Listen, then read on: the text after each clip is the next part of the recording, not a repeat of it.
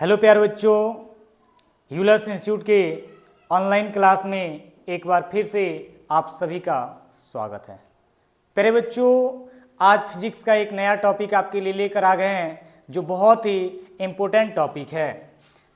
Topic है नई कार्तीय चिन्ह परिपाटी।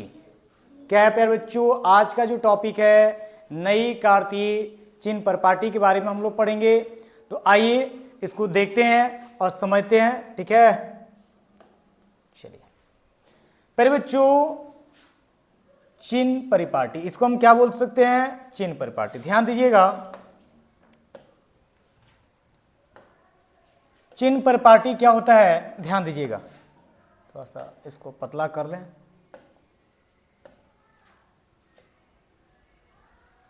जिसको हम लोग बोलते हैं इंग्लिश में साइन कन्वेंशन। साइन कन्वेंशन फिर बच्चों कह सकते हैं। ध्यान दीजिएगा, थोड़ा सा बातों को समझिएगा। ये चिन्ह परिपाटी की हमें आवश्यकता क्यों पड़ती है, पहले थोड़ा सा इसके बारे में हम लोग जान लेते हैं। क्या होता है कि गोलीय दर्पण हो या लेंस हो। अभी तो हम लोग लेंस के बारे में नहीं पढ़े हैं, हालांकि गोलीय दर्पण के बारे में क्या कर चुके हैं, पढ़ चुके हैं। तो गोलीय दर्पण हो या क्या हो प्यारे बच्चों, गोलीय लेंस हो, जब हम उसमें उसके सामने किसी वस्तु को रखते हैं तो उसका प्रतिबिंब बनता है। अलग अलग स्थितियों में अलग अलग स्थान पे, और कभी वास्तविक प्रतिबिंब बनता है तो कभी क्या बनता है, आभासी प्रतिबिंब बनता है।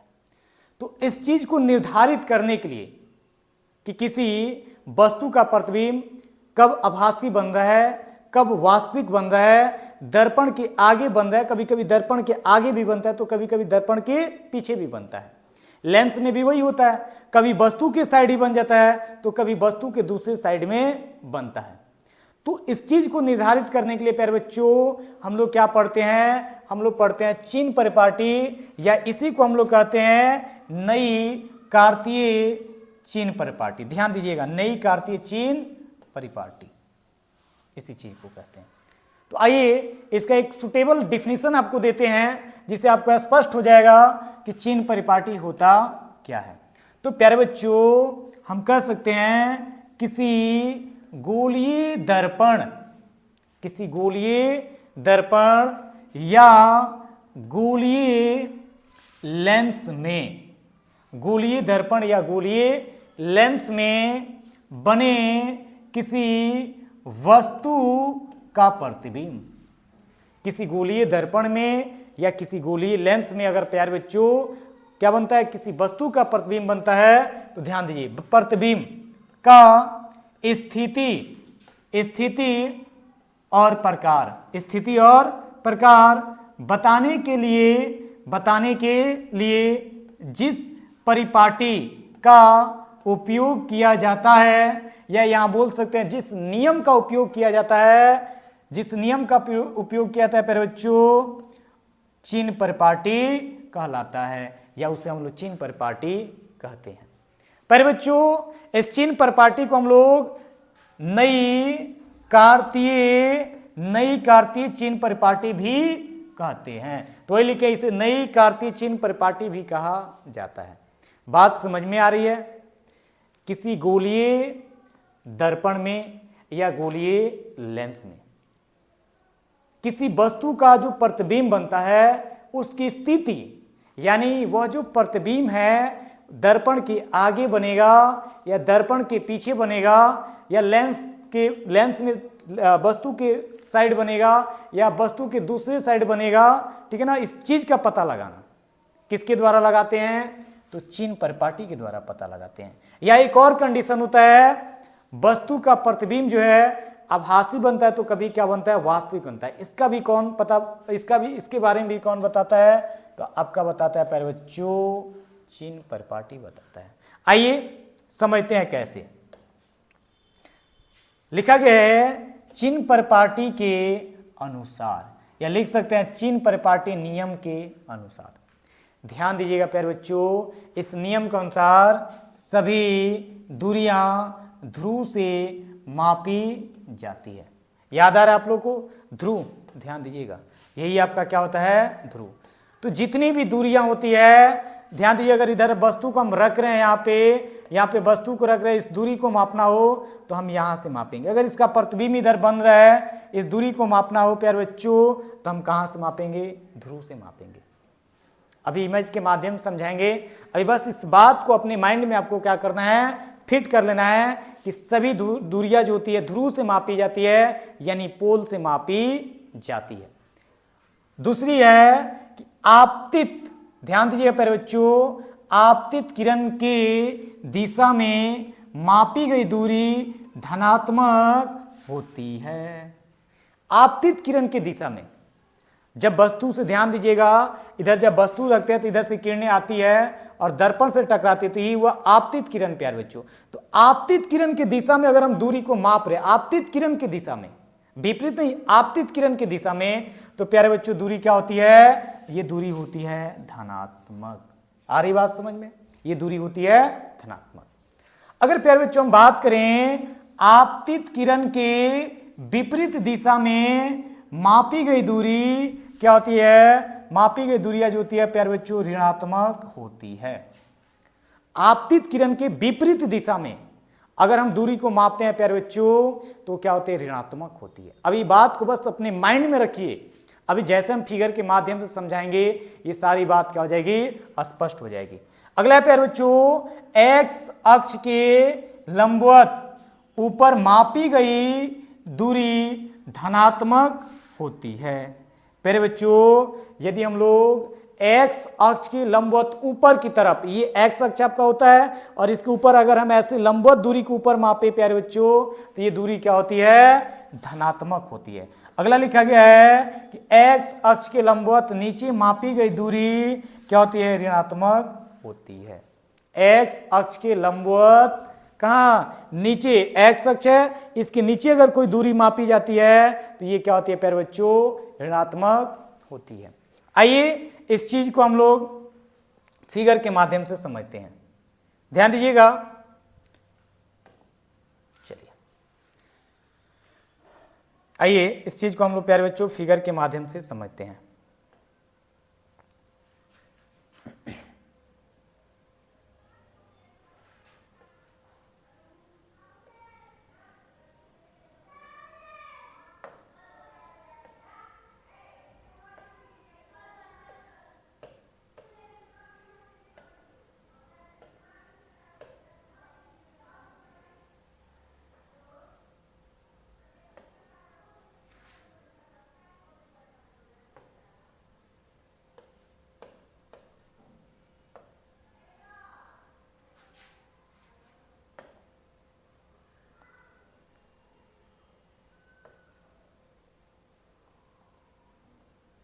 चलिए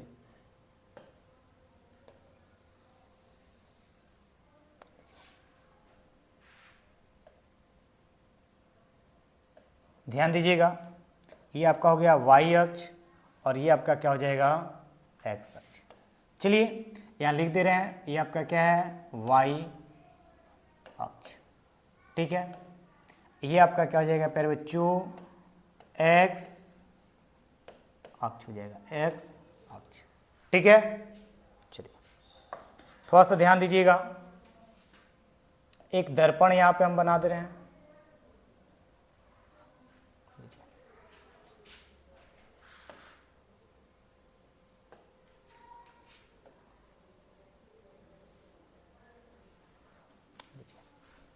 ध्यान से देखिएगा फिगर को। एक काम करते हैं, इसको थोड़ा इसको बाहर से ऐसे कलई कर देते हैं।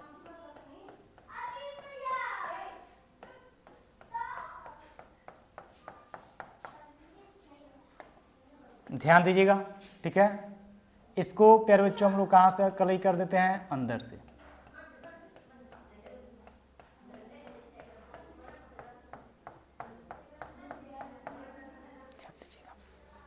आ रही बात समझ में? इसका अर्थ है ये दोनों गोलीय दर्पण है। गोलीय में क्या है? तो ये आपका है अवतल। क्या है? अवतल। ये क्या है प्यारे बच्चों? तो ये है उत्तल दर्पण। ठीक है। अब इस बिंदु की अगर हम बात करें, इस बिंदु की बात करें ठीक है ना, इसका ये वाला बिंदु और इसका ये वाला बिंदु थोड़ा सा बड़ा बना दें, ठीक है। तो इस बिंदु को प्यारे बच्चों हम लोग बोलते हैं ध्रुव बोलते हैं। क्या बोलते हैं? ध्रुव। क्या बोलते हैं? ध्रुव बोलते हैं। अब ध्यान दीजिएगा, अवतल दर्पण की अगर हम बात करेंगे तो इसका फोकस इधर होगा, इसका वक्रता केंद्र क्या होगा? इधर होगा। अगर उत्तल दर्पण की बात करें तो इसका फोकस इधर होगा और इसका वक्रता केंद्र यहाँ पे होगा, ठीक है। अभी हम क्या बोले कि सभी दूरियां कहां से मापी जाती है? ध्रुव से मापी जाती है। अब बोले हैं कि आपतित किरण की दिशा में, ध्यान दीजिएगा, क्या बोले हैं? आपतित किरण की दिशा में मापी गई दूरी क्या होती है? धनात्मक होती है। तो आपतित किरण का दिशा का मतलब क्या? अगर कोई किरण इधर से आ रही है, यहां ध्यान दीजिए, ये तो ये आपतित किरण की दिशा हो गई। तो इस दिशा में ध्यान दीजिएगा, हम इधर भी दूरी को माप सकते हैं, इधर भी माप सकते हैं। तो ध्रुव से सभी दूरी ध्रुव से मापी जाती है। तो अगर इधर दूरी को मापिएगा प्यारे बच्चों, तो ये आपका क्या होगा? पॉजिटिव। क्या होगा? ये मापिएगा तो ये क्या होगा? पॉजिटिव। यानी ध्रुव के इस साइड, ध्यान दीजिएगा, दाएं साइड क्या कर सकते हैं? दाएं साइड जो भी आप दूरी मापिएगा प्यारे बच्चों, ये सारी की सारी दूरी क्या होगी? पॉजिटिव। अब ध्यान दीजिए, ये किरणें इधर आ रही है तो इसके विपरीत दिशा में, क्या प्यारे बच्चों? विपरीत दिशा में यदि दूरी को मापते हैं तो ये होती है निगेटिव। इसको आपको क्या करना है? याद रखना है। क्या होते हैं? निगेटिव होते हैं। ध्यान दीजिएगा, ये क्या होते हैं? निगेटिव होते हैं। चलिए, निगेटिव होते हैं तो यहां समझिएगा, ठीक है, समझिएगा। तो इधर हम दिखा दे रहे हैं निगेटिव, ये होते हैं निगेटिव। आ रही बात समझ में? यानी आपतित किरण के विपरीत दिशा में इधर जब दूरी मापिएगा तो या कह सकते हैं बाएं साइड, किधर? बाएं साइड की दूरी निगेटिव, दाएं साइड की दूरी क्या होती है? पॉजिटिव। दो बात समझ में आ गया, तीन चीज समझ में आ गया। सभी दूरी जो होती है कहां से मापी जाती है? ध्रुव से। कहां से मापी जाती है? ध्रुव से मापी जाती है। दूसरा बोले हैं, आपतित किरण की दिशा में मापी गई दूरी क्या हो जाती है? पॉजिटिव होती है। क्या होती है? पॉजिटिव। तीसरा क्या बोले हैं? आपतित किरण के विपरीत दिशा में मापी गई दूरी क्या होती है? निगेटिव होती है।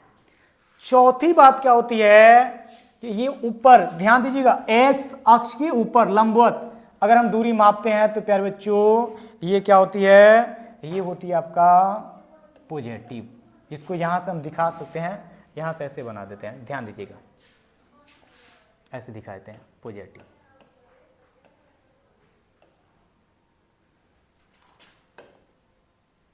लीजिए, ऊपर की मापेंगे तो पॉजिटिव और नीचे मापेंगे तो ये दूरी क्या होगी? निगेटिव। आ रही बात समझ में? अब देखो एक्चुअली में होता क्या है कि हम इधर जब यहाँ पे समझा रहे हैं, ठीक है ना, यहाँ पे समझिएगा। मान लीजिए कि आपका चाहे अवतल दर्पण हो चाहे क्या हो, उत्तल दर्पण हो, तो हम इधर वस्तु को रखते हैं, रख रहे हैं, तो देखिए ये P है आपका, ठीक है। इसका प्रतिबिंब इधर भी बन सकता है, इसका प्रतिबिंब इधर नीचे भी बन सकता है, ठीक है। तो ध्यान दीजिए, ये वाला दूरी अगर मापिएगा तो ये क्या होगा? निगेटिव। अगर प्रतिबिंब इधर बना, ये दूरी मापिएगा प्रतिबिंब दूरी, तो ये क्या होगा? ये होगा आपका पॉजिटिव। अब ध्यान दीजिएगा, इधर ऊपर अगर वस्तु की ऊंचाई मापना हो तो यहाँ पे देखिए ऊपर बना तो ये पॉजिटिव होगा, ठीक है ना। इससे स्पष्ट हो जाएगा कि वस्तु कहाँ रखी गई है प्यारे बच्चों? ध्रुव के प्रधान अक्ष ऊपर रखी गई है। अगर यहाँ पे नीचे ये दूरी दिख रहा है, ये प्रतिबिंब की ऊंचाई होती है, तो ये क्या होता है? निगेटिव, ठीक है ना। तो इससे स्पष्ट होगा जो प्रतिबिंब बना हुआ है वो कहाँ बना हुआ है? प्रधान अक्ष के नीचे और दर्पण के सामने बना है, ठीक है ना। अगर यहाँ पे दूरी मापेंगे तो प्यारे बच्चों ये क्या होगी? पॉजिटिव। अगर नीचे होता तो वो क्या होती? निगेटिव। इतनी बात समझ में आ रही है? चलिए, तो इसको आप लोग अपनी कॉपी पे क्या कर सकते हैं? नोट कर सकते हैं। फिर से एक बार समझिएगा, फिर से एक बार समझिएगा। ये आपका क्या होता है? ध्रुव, यानी इसे हम क्या कर सकते हैं? P से सूचित कर सकते हैं। ध्रुव के दाईं साइड मापी गई दूरी क्या होती है? धनात्मक होती है। ध्रुव के बाईं साइड मापी गई दूरी क्या होती है? ऋणात्मक होती है। एक्स अक्ष के ऊपर लंबवत जो दूरी मापी जाती है वो क्या होती है? धनात्मक होती है। और एक्स अक्ष के लंबवत नीचे दूरी मापी जाती है वो क्या होती है प्यारे बच्चों? ऋणात्मक होती है। अभी दर्पण सूत्र और क्या दर्पण सूत्र पढ़ाएंगे, ठीक है, और ये बातें क्या हो जाएगी, क्लियर हो जाएगी। कुछ एग्जाम्पल लेंगे, ठीक है ना, कुछ क्वेश्चन लेंगे, बातें क्या होती जाएगी, क्लियर होती जाएगी। चलिए आगे बढ़ते हैं। अब ध्यान दीजिए प्यारे बच्चों, इसे कुछ निष्कर्ष निकलता है। क्या निकलता है,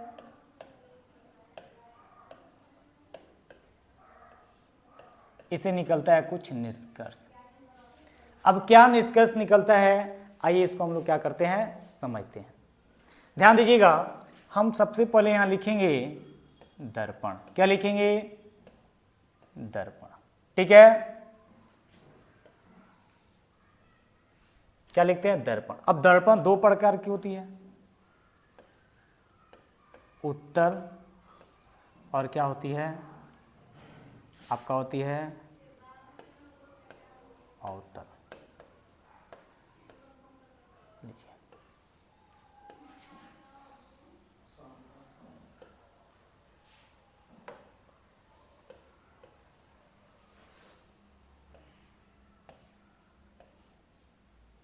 चलिए थोड़ा सा कलर को चेंज कर लेते हैं। यहां पे लिख सकते हैं वस्तु दूरी। क्या लिख सकते हैं, वस्तु दूरी। फिर बच्चों याद रखिएगा, वस्तु दूरी को स्मॉल यू से सूचित किया जाता है, ठीक है। हम लिख सकते हैं प्रतिबिंब दूरी। फिर बच्चों इसे याद रखिएगा, इसे भी से सूचित किया जाता है, ठीक है।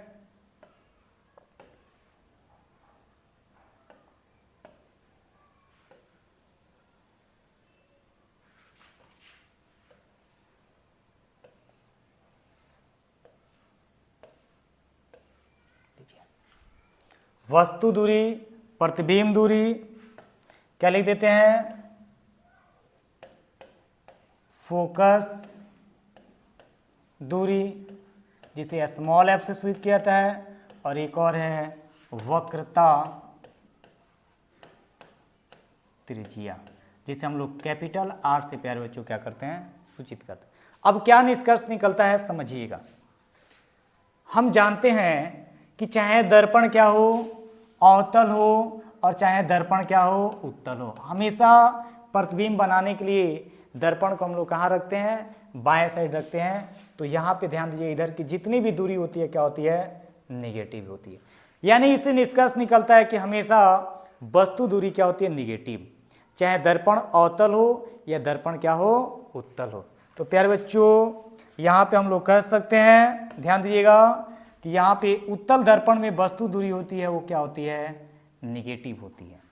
अवतल दर्पण में भी अगर हम बात करें तो वस्तु दूरी क्या होती है, निगेटिव होती है। क्योंकि हम लोग हमेशा सुविधा के लिए दर्पण के बाईं तरफ क्या करते हैं, वस्तु को रखते हैं, ठीक है। चलिए अगला निष्कर्ष क्या निकलता है, अगर हम बात करें प्रतिबिंब दूरी की, तो प्यारे बच्चों हमेशा हम लोग देखे हैं उत्तल दर्पण में जो प्रतिबिंब बनता है वो किस साइड बनता है, तो दाएं साइड बनता है। किधर बनता है, दाएं साइड, इधर बनता है। और इधर की दूरी अभी हम बताया प्यारे बच्चों, ये क्या होती है, पॉजिटिव होती है। तो ध्यान दीजिएगा, यहाँ पे लिख सकते हैं प्रतिबिंब जो दूरी होगी प्यारे बच्चों ये क्या होगी, पॉजिटिव होगी। लेकिन प्यारे बच्चों अगर हम बात करें अवतल दर्पण में प्रतिबिंब दूरी, तो ध्यान दीजिएगा, अवतल दर्पण में आपने देखा था कि अवतल दर्पण में कुछ स्थितियों में प्रतिबिंब जो था आगे बना था, और एक ऐसा कंडीशन आया था जिसमें प्रतिबिंब कहाँ बना था, वस्तु के दर्पण के पीछे बना था, यानी इधर बना था। तो इधर बना था तो इसको हम पॉजिटिव होगा, इधर होगा तो निगेटिव होगा, यहाँ से मापेंगे तो निगेटिव, इधर मापेंगे तो पॉजिटिव।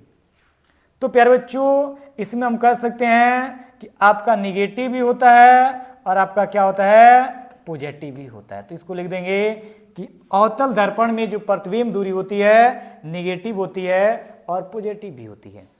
अगर अवतल दर्पण में प्रतिबिंब दूरी दे देगा तो आप समझ जाइएगा कि दर्पण के पीछे क्या प्रतिबिंब बना है। अगर निगेटिव देगा तो आपको समझ जाना चाहिए कि प्रतिबिंब कहाँ बना है, दर्पण के सामने बना है। चलिए प्यारे बच्चों हम फोकस दूरी की बात कर लेते हैं, किसकी, उत्तल दर्पण की। तो आप जानते हैं उत्तल दर्पण की फोकस दूरी इधर होती है, वक्रता त्रिज्या इधर होती है। तो फोकस इधर की दूरी पॉजिटिव होती है, तो ये क्या हो जाएगी, पॉजिटिव। वक्रता त्रिज्या भी इधर होती है तो ये भी क्या हो जाएगी प्यारे बच्चों पॉजिटिव। लेकिन अवतल दर्पण की बात करें तो ये किधर होती है बाएं साइड होती है तो ये हो जाएगा निगेटिव और ये भी हो जाएगा निगेटिव। आ रही बात समझ में? तो इस चीज को आप एकदम अच्छे तरीके से समझ लीजिएगा, ठीक है ना। इसको वीडियो को 1-2 बार रिपीट करके देख लीजिएगा, क्योंकि अगला जो क्लास होने वाला है, अगले क्लास में हम लोग पढ़ेंगे दर्पण सूत्र, मिरर फार्मूला। और दर्पण सूत्र जब पढ़ेंगे हम लोग प्यारे बच्चों तो इसकी हमें क्या पड़ेगी, जरूरत पड़ेगी। इसी की सहायता से हम लोग क्या करेंगे, दर्पण सूत्र को क्या करेंगे, प्रूफ करेंगे, ठीक है ना, प्रूफ भी करेंगे। तो इसके लिए ये चीज समझना क्या है, बहुत ही जरूरी है, ठीक है ना। तो आज के लिए इतना रहने देते हैं, मिलते हैं अगली क्लास में, ठीक है ना। तब तक आप इसको अच्छे तरीके से समझ लीजिए, पढ़ लीजिए, ताकि अगले क्लास में आपको कोई दिक्कत नहीं हो। तो आज के लिए डेट्स ऑल।